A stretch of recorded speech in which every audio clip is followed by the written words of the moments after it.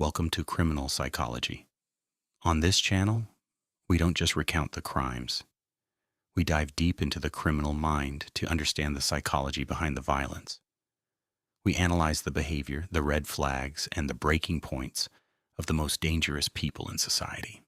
I'm your host, and today we are traveling to Macon, Georgia, to analyze the case of the Stalking Law Student.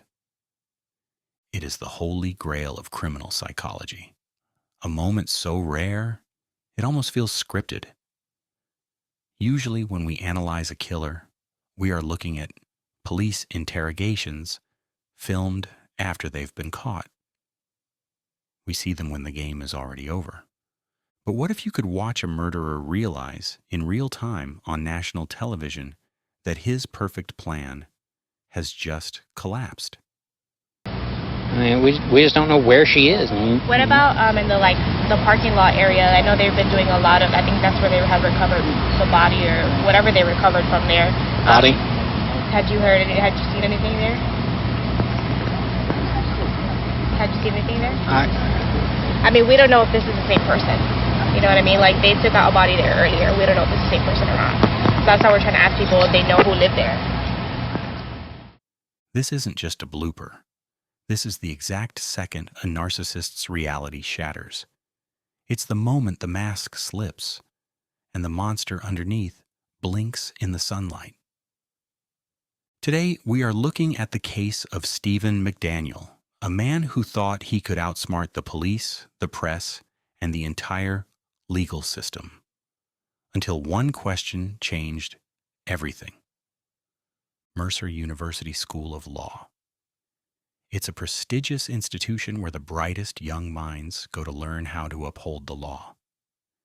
In 2011, the graduating class was tight-knit. They were in the trenches together, studying for the bar exam, stressed but hopeful. At the center of this social circle was Lauren Giddings, 27 years old, athletic, charismatic, and kind. Lauren was the president of the Federalist Society and a natural leader. She lived in Unit Number 2 of the Barristers Hall apartments. Her door was always open to friends. She was the kind of person who assumed the best in everyone. And then, right next door in Unit Number 1, lived Stephen McDaniel. While Lauren was the light of the class, Stephen was the shadow. He was socially awkward, disheveled, and known for strange behaviors, like wearing chainmail to class or obsessing over the zombie apocalypse. Online, under the username Son of Liberty, Stephen wasn't just an awkward student. He was a self-proclaimed monster. He wrote long, detailed posts about torture, about the mechanics of the perfect murder, and his desire to establish dominance over women. While his classmates were studying for court, Stephen was studying how to kill. We often use the word obsession lightly. In this case, it was clinical. Forensic analysis of McDaniel's computer revealed that he had conducted over 14,000 searches related to Lauren Giddings.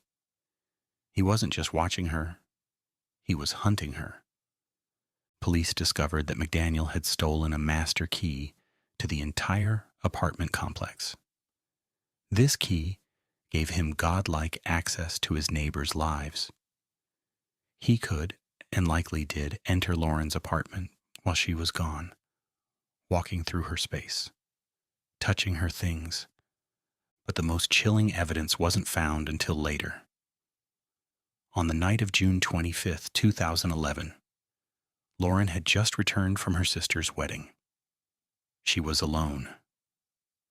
Outside her window, Stephen McDaniel stood in the dark with a video camera attached to a long wooden stick. He filmed her inside her own bedroom. He was watching her, recording her, waiting for the lights to go out. In the early morning hours of June 26th, around 4:30 a.m., Stephen put on a mask, gloves, and took his master key.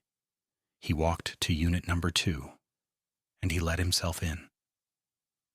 When Lauren went missing, her friends panicked. On June 30th, police arrived at Barristers Hall, The air was thick with the smell of decomposition. It led detectives to a trash can in the parking lot, just 40 feet from Stephen's front door. Inside, they found the dismembered torso of Lauren Giddings. Now this is where the psychology gets fascinating. A rational killer would run.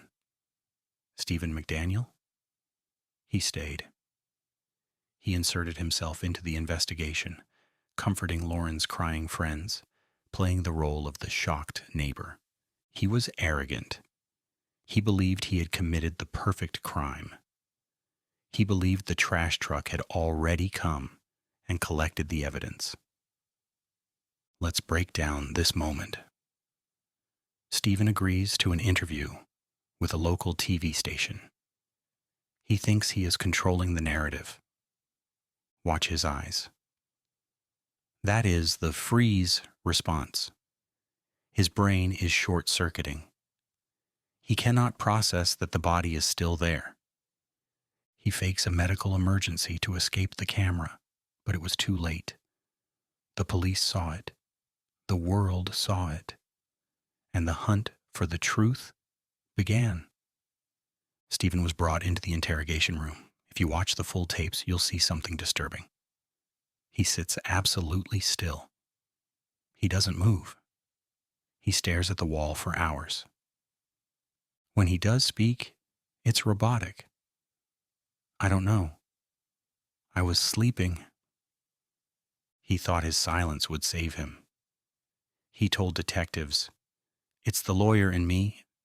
I'm protective of my space," when refusing a search of his apartment. But his body told a different story. When detectives asked him to lift his shirt, they found fresh, deep scratches on his torso. Show me that scratch again that you showed me earlier. That was it what did you say happened there? I think I scratched myself in my sleep. Huh. Stephen claimed he scratched himself in his sleep. Detectives knew the truth. Those were the marks of a dying woman fighting for her life. Once they breached his apartment, the perfect murder crumbled. They found the packaging for the hacksaw used to dismember her. They found the master key. They found Lauren's personal items in his room. And on his computer, search history that would make your skin crawl. Molesting a sleeping girl, gynephagia, and, crucially, trash pickup schedule, Macon, GA. He had planned everything. But he missed the pickup day. In 2014, facing the death penalty, Stephen McDaniel pleaded guilty. He was sentenced to life in prison. In his confession, he detailed how he stalked, murdered, and dismembered a woman who had shown him nothing but kindness. Stephen McDaniel wanted to be famous. He wanted to be the genius who got away with it. Instead, he became a cautionary tale about the arrogance of evil. He is remembered not as a mastermind, but as the man who told on himself to a local news reporter. Lauren Giddings' light was not extinguished that night. Her memory lives on in the community that fought to find her justice. Thank you for watching this deep dive. If you found this analysis compelling, please hit that like button. It really helps the channel grow. Don't forget to subscribe and turn on the notification bell so you never miss a new case.